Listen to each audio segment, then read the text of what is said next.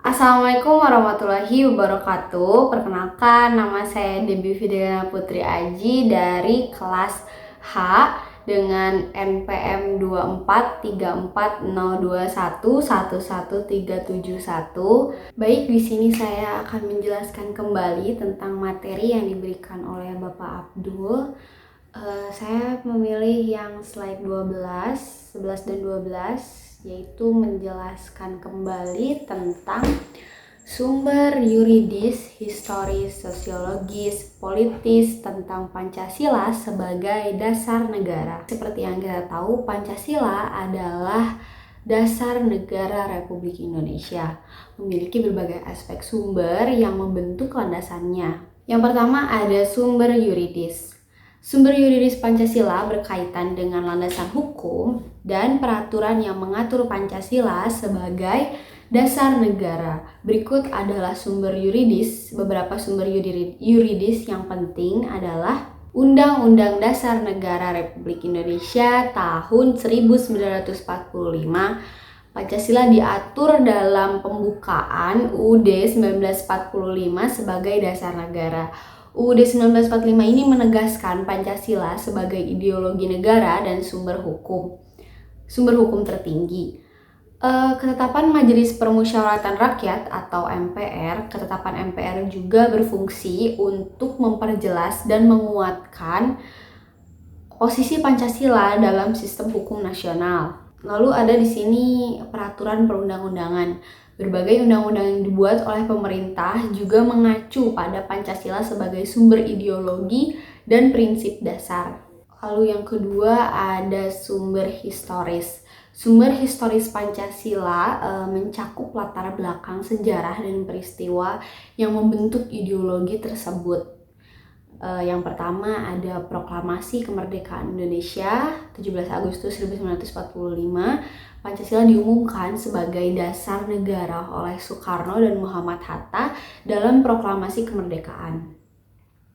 Pancasila pertama kali dirumuskan pada 1 Juni 1945 oleh Soekarno dalam pidatonya di depan Badan Penyelidik Usaha-Usaha Kemerdekaan Indonesia atau BPUPKI.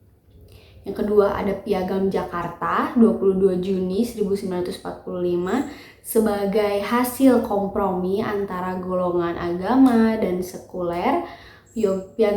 Piagam Jakarta juga memuat rumusan awal Pancasila yang kemudian mengalami perubahan menjadi rumusan final pada 18 Agustus 1945. Yang ketiga ada sumber sosiologis. Sumber sosiologis Pancasila berhubungan dengan kondisi sosial dan kultural masyarakat Indonesia yang melatar belakangi pembentukan Pancasila. Keanekaragaman budaya dan sosial Indonesia.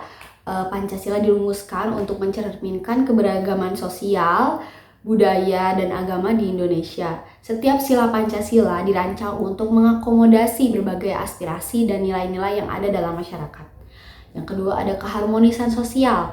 Pancasila berfungsi sebagai dasar untuk menciptakan keharmonisan sosial dan mengatasi perbedaan melalui prinsip-prinsip seperti keadilan sosial dan persatuan. Lalu yang keempat ada sumber politis. Sumber politis ini berkaitan dengan konteks politik dan kekuasaan yang mempengaruhi pembentukan dan implementasi Pancasila. Yang pertama ada peran para founding fathers, tokoh-tokoh politik seperti Soekarno, Hatta, dan sejumlah pemimpin nasional yang lainnya memiliki pengaruh besar dalam perumusan Pancasila. Mereka berusaha menciptakan dasar negara yang mencerminkan aspirasi politik dan ideologi mereka. Lalu yang kedua ada proses politik dan perundingan. Proses perumusan Pancasila melibatkan berbagai kelompok politik dan perundingan yang berupaya menjadikan Pancasila sebagai konsensus nasional yang dapat diterima oleh berbagai pihak. Secara keseluruhan, Pancasila merupakan hasil dari berbagai sumber yang saling berkaitan dan berkontribusi pada penetapan ideologi negara Indonesia. Ini adalah manifestasi dari nilai-nilai hukum, sejarah, sosial, dan politik yang mendasari kehidupan berbangsa dan bernegara di Indonesia. Baik, sekian yang dapat saya sampaikan tentang materi tentang sumber yuridis, historis, sosiologis, dan politis tentang Pancasila sebagai dasar negara. Kurang lebihnya mohon maaf. Assalamualaikum warahmatullahi wabarakatuh.